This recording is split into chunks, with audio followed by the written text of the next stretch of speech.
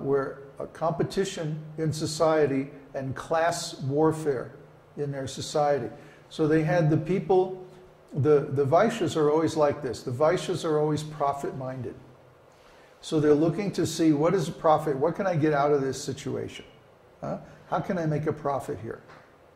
So they kick out the people who are more intelligent, like the Kshatriyas and the Brahmanas. Anyone who has those qualities was removed from ISKCON by political arrangements.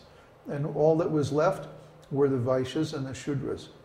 The Shudras are the ordinary devotees, and the Vaishyas are the profit-oriented leaders. A real Kshatriya is always very responsible to the people under his charge, and he tries to give them the highest benefit. There are hardly any real Kshatriyas in the world today, because they have to be trained. Right, Krishna Prapti. Yeah, they just wanted to profit. They wanted profit. Profit, adoration, and distinction. Those terms are very accurate. So they wanted that, and they saw, well, if we get rid of these other people who are, teaching religious principles and all that, by example, the people who are actually self-realized or who are actually advanced, then we won't have any competition for the power that we want. And so they did that. They were affected by the mode of passion and ignorance. That's Vaishya. Yeah, oh, where did you hear that, Florian? First deserve, then desire. Well, Prabhupada said it actually. Yeah. What does that mean, to deserve? To deserve means that I actually have Krishna consciousness. That's the most important thing, that Krishna accepts our service. And believe me, you'll know when Krishna accepts your service, because he'll appear before you and thank you. So when that happens, then you're qualified to be a guru. Until that happens, don't even think about it, because it wouldn't be right. All you'll do is attract people who are like-minded, and you will cover them over with your qualities. They mistook external religious qualities for transcendental qualities. They had a little bit of mode of goodness, and they mistook that for transcendental. Actually, Prabhupada said at the end of his life, he said, actually, I have cheated you. I portrayed devotional service as being something very easy, something simple that anybody could do, but actually it's very difficult. And only the most intelligent can achieve success in it. This is one of the unknown sayings of Srila Prabhupada. They publish the ones that make them look good, but they don't publish the ones that are more esoteric. So, yeah, Srila Prabhupada said that he tricked us.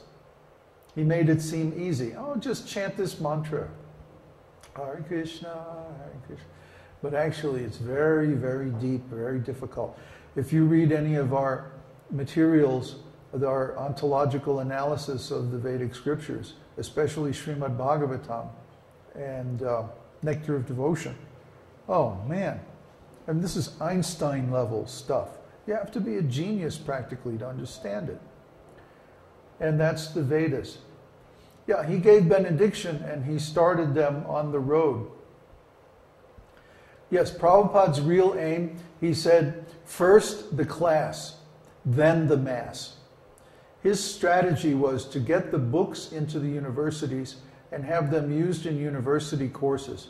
That was his real aim. People thought that Prabhupada was here to establish a mass movement, but actually no. No. His mass movement activities were simply to make the subject of Krishna consciousness important enough that it would actually be studied by religious scholars. His real aim was to get his books in the university and to make a big enough movement that they would have to study the books because it would become their assignment. They would be obligated because he had created a big group. He knew that the group that he was creating was not transcendental and that it would fail. He knew that. He was well aware of that. That the same thing would happen as happened in Gaudiya Math in India, because that's what always happens with religious organizations. Look at history. Huh? You think Prabhupada was dummy that he didn't know what a history of religious organizations? All religious organizations degenerate like that. Only Upanishadic esoteric schools don't degenerate, because there is always a personal relationship between the student and the master. Yes, yeah, Prabhupada is Trikalagnya. He knows everything. He understood exactly what he was doing. He understood exactly what would happen in the future. And he was doing it, why?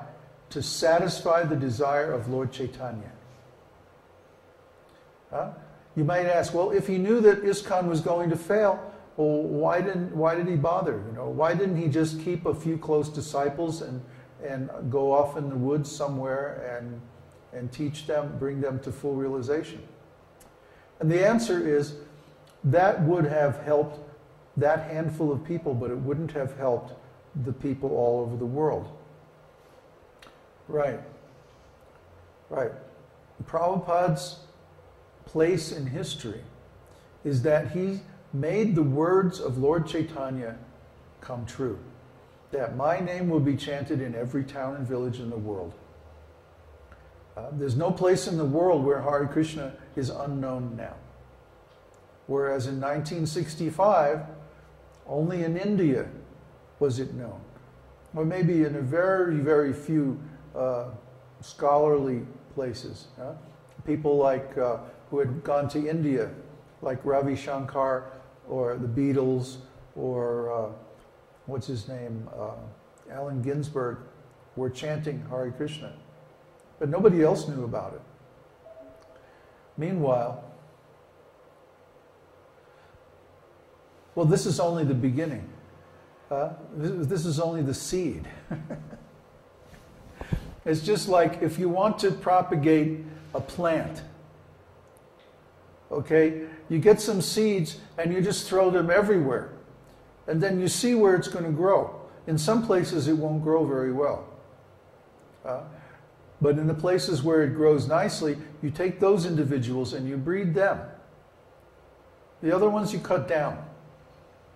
Okay, so the farmer, when he plants a new version or a new species or a new variety, he sees which individuals can adapt to the location, the climate, the weather, you know, the conditions where they're growing. The ones that adapt and bring forth good fruit, he cultivates those and breeds them and trains them. And the ones, the varieties that don't work out, he cuts them down and throws them into the fire. That's in the Bible. So that's how God works. He wants his truth to be spread all over the world. But it has to be in a form that's both appropriate to the conditions and pure to the source. So that's the significance of what we are doing. We're taking the seed that was given by Srila Prabhupada and we're cultivating it in a way that's true to its source, but appropriate to the conditions in the West. So we're using internet and we're preaching in English and we're doing so many things that adapt not the teaching itself, but the form of the school to keep the teaching pure. That was my instruction from Srila Prabhupada. When Srila Prabhupada left his body, he sent a message to me through his sister. It was quite an extensive message, actually. And he told me exactly what was going on in ISKCON. Exactly who, when, where, why, how. Everything happened. And he also revealed his strategy in very clear terms. And my instruction was to keep the teaching pure so that it can be passed on to the next generation. I had no idea how I was going to do that. It was overwhelming. And it was like too much. I wasn't ready for it. I just wanted to be off in some quiet corner somewhere chanting and studying the books. I didn't want to become, the next Acharya or anything like that. But Prabhupada gave me that instruction, so I had to do it. Well, that's amazing. He said, I saw this immediately through your YouTube insertions. That you were the next Acharya. I don't know what he's seeing, but anyway, He sees. Our vision or our mission from Srila Prabhupada was to keep the teaching or restore the teaching actually to its original purity. So first of all, I had to realize the whole thing. How can I keep the teaching pure if I haven't realized it? And then there's time and circumstance.